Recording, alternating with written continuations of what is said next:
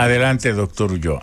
Mire, con lo que bien decía el doctor Vicente, en educación hay un concepto que es la promoción automática. Esa promoción automática se da en los grados primero y segundo de básica. Pero, como bien hablaba con Verónica en la pausa, existe una correlación justamente en tus resultados en esos primeros grados con lo que va a pasar al finalizar lo que termina siendo la básica y entrando al nivel de secundaria. Y uno lo ve cuando analiza las estadísticas de PISA. Esos errores de lectoescritura y matemática que nosotros venimos teniendo año tras año, esa vergüenza, ese nivel de crítica en la sociedad en sentido general para que yo invierta el 4%, si lo que estoy recibiendo es muchachos que están en la última casilla en la evaluación, es justamente porque no se da un proceso serio, responsable y honesto en esos primeros grados, porque ahí es que tú puedes definir el trazo, ¿Y no será porque no se ha prestado a fondo atención a los docentes también? Claro, mire. Porque mire, yo fui senador mucho tiempo en Monteplata y a veces los dirigentes solían ser maestros, porque no los cancelaban, porque casi los únicos empleos que hay en la provincia, en una provincia sin industrialización, es el magisterio, y a veces habían 20, 30 de ellos reunidos.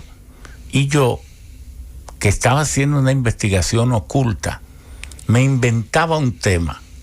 Todo era para darle un texto, a ver cuáles de ellos leían bien, porque yo de ahí derivo muchas cosas. Y quería poner a leer a 5, 6, 7, 8, 9, con invenciones que yo hacía. El 60% no podía leer bien, porque o no tenía lentes, y ganaban tan poco que no podían comprarlos. Y yo, cuando viajaba, me compraba fundas de lentes para regalárselo, y yo llegué a traer más de 3,000 lentes. Wow. Le estoy diciendo cosas reales. Entonces yo veía que eran amigos míos y todo, pero cómo determinados amigos podían ser buenos maestros si yo sabía que ellos eran sembradores de deficiencias.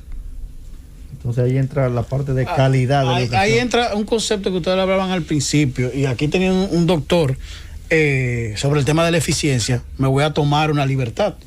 La eficiencia termina siendo descrita básicamente, y perdónenme tal vez la libertad, es un proceso, el cual inicia con un insumo, tú haces un proceso de transformación y luego tú evalúas el resultado. Sí.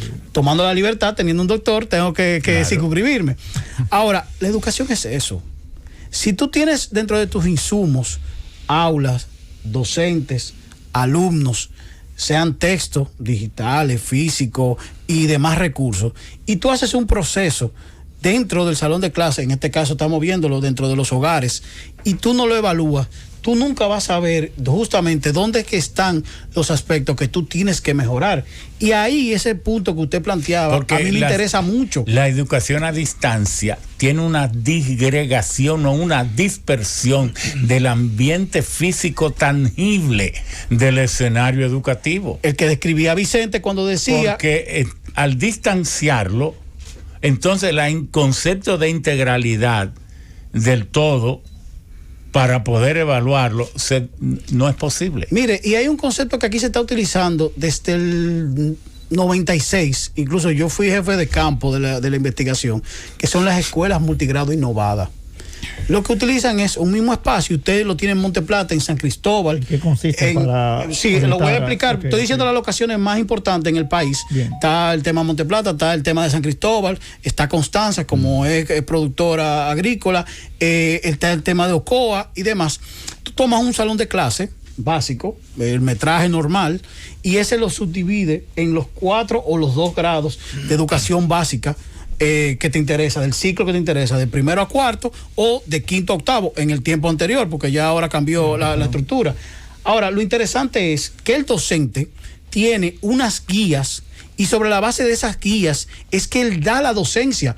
Él no inventa métodos, él no hace improvisaciones, no genera ningún tipo de estrategia distinta, porque él se guía de esas guías, valga la redundancia, para poder llevar los 4 grados al mismo tiempo y que ninguno, claro, son grados que apenas tienen 8 niños, 12 niños, porque son rurales aisladas, no son comunidades donde tú tienes 30, 45, que el aula es imposible, no es imposible. Claro. Ahora tú tienes rincones, el rincón tecnológico, el rincón de matemáticas, el rincón de ciencia y el rincón de lengua española. ¿Por qué? Porque esas son las 4 troncales donde se basa el currículum. Si tú puedes estructurar un proceso de enseñanza-aprendizaje basado en esas 4 áreas y dándole valor agregado, como por ejemplo donde trabaja Verónica, que trabaja mucho la matemática y siempre ganan premios, o la parte del inglés con el SAT, con el TOEFL, el New Horizon.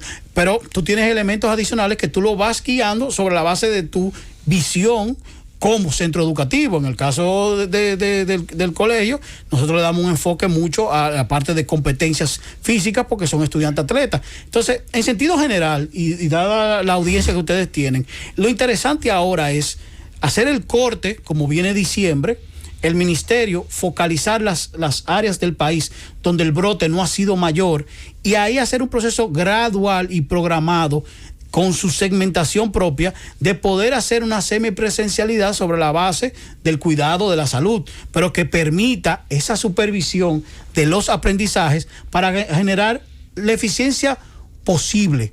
Porque aquí hay algo muy importante cuando hablamos de políticas públicas. No es la sociedad que yo quiero, la que yo idealizo, sino la que yo puedo obtener.